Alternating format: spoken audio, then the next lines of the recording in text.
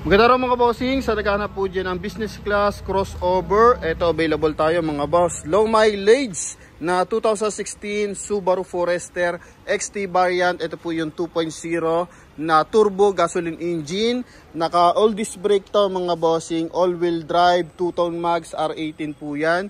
Then kuta natin ng bahagya mga boss ha.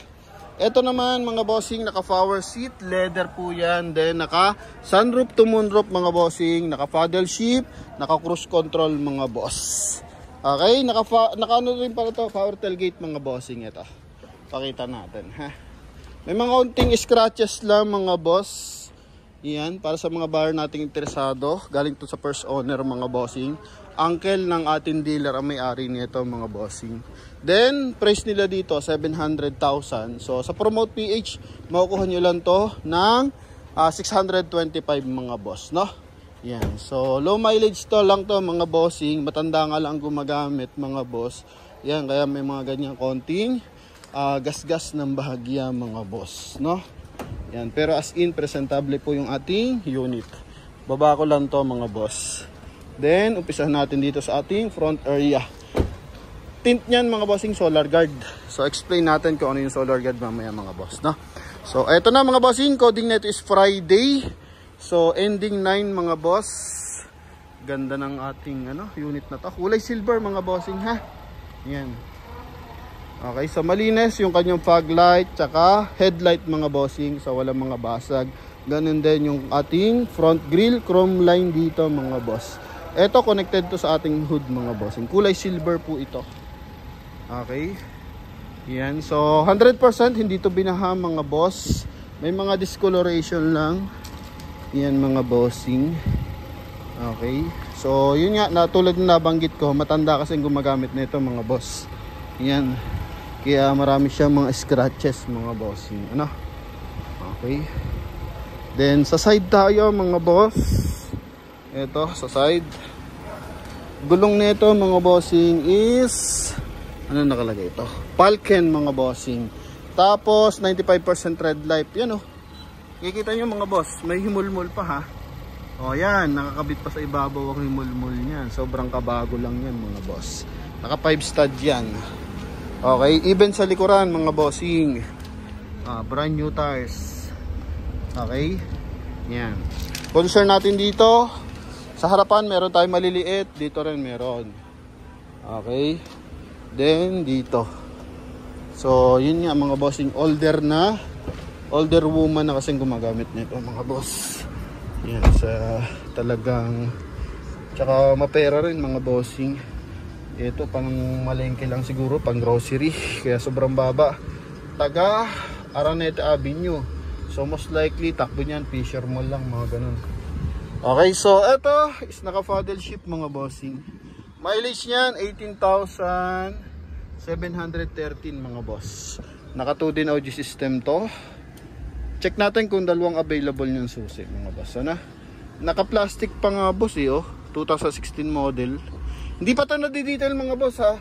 Yan, so yun nga pala nabanggit ko. Hindi pa ito nadi-detail. And wala pa. Kararating lang. Pinunasan lang ito ng bagya para ma-vlog natin. So power fold yung ating side mirror. Okay. Yan. Power adjust also. Then dito mga bossing, explain ko lang. Wala pa siya yung blind spot assist. Kala ko meron mga boss. Yan. Siguro sa eyesight meron mga bossing. So adjust natin. Yun. Okay. Pero quality to mga boss. Leather. Naka cruise control. Manual mode yan. Paddle shift nya. Yan. Naka automatic climate control mga bossing.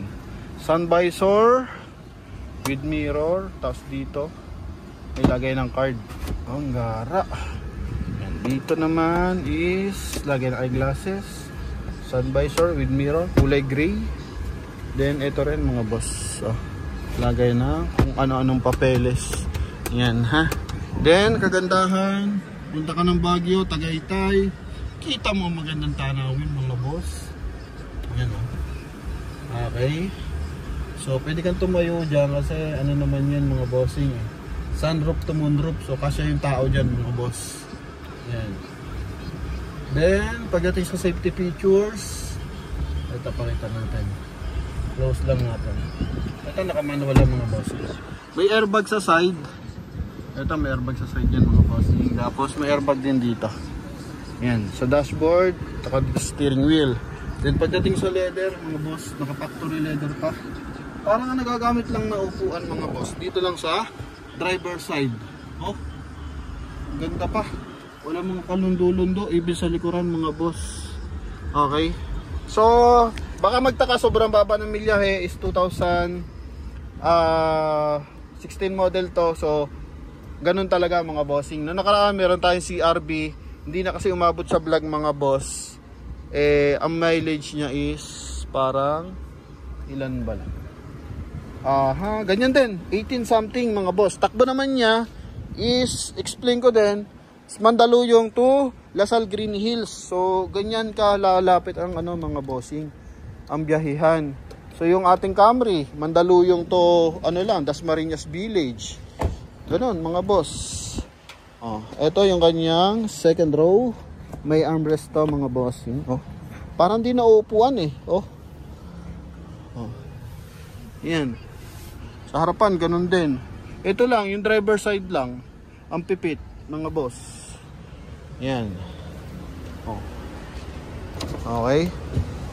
Then sa taas, naka roof rail mga boss, naka sharp antenna. So lalagyan mo na lang siya ng roof rack kung sakasakali.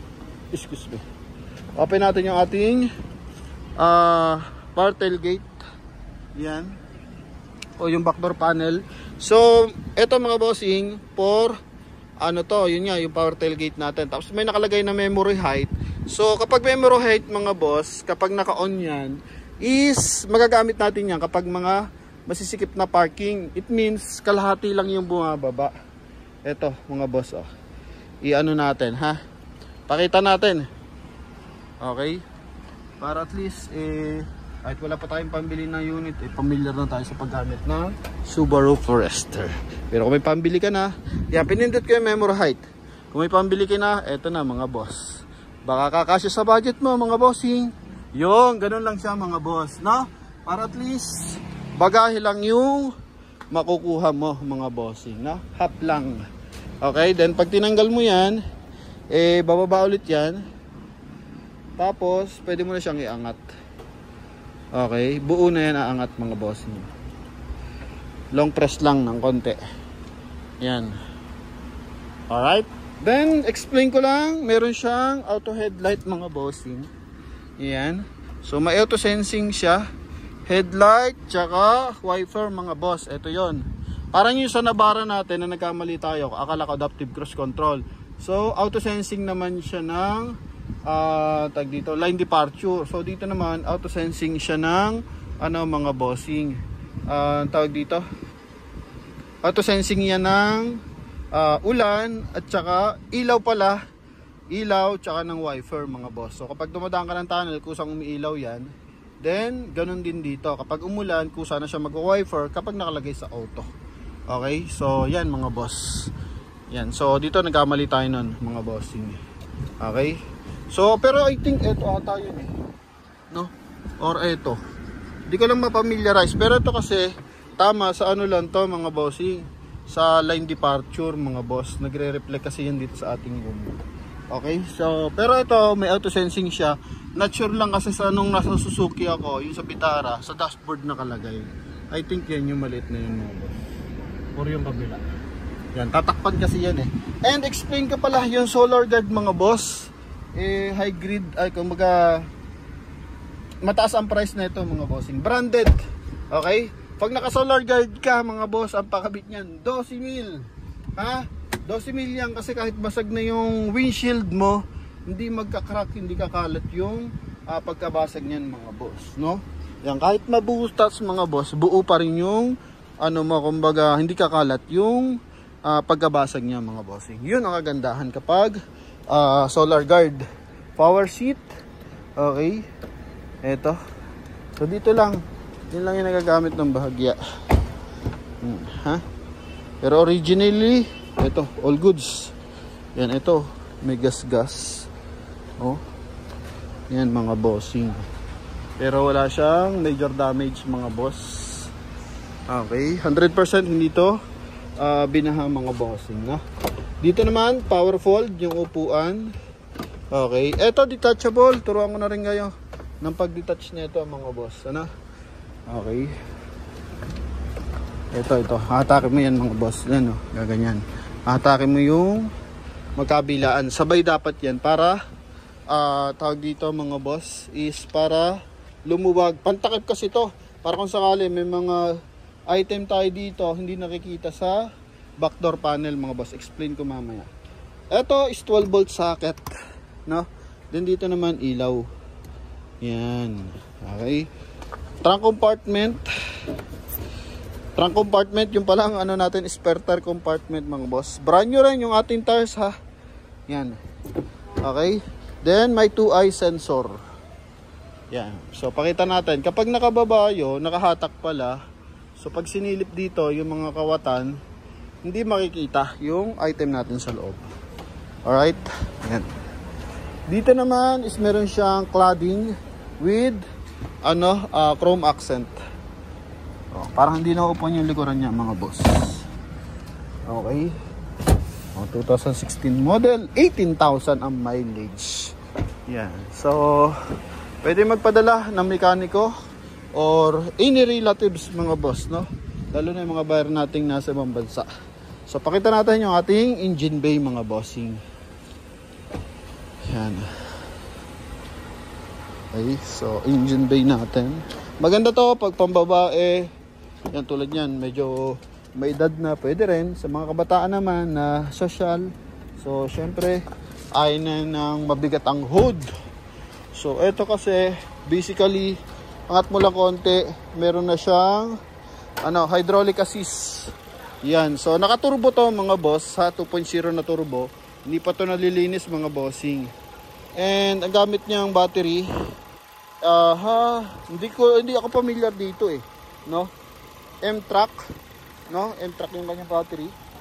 Then dito, walang UP yung mga panel mga bossing ha, buo. Dito naman walang basag. Okay, crack. Yan, buo yung mga panel na yan mga boss. Papalinis lang natin. May mga markings pa nga siya mga boss. Okay. Yan. So sa mga buyer natin interesado, ito 2.0 turbo na gasoline engine mga boss. Ha? Swabe yan. 18,000 lang ang mileage mga bossing. Makukuha mo yan sa halagang 625,000 mga boss. Thank you and God bless. Bye bye.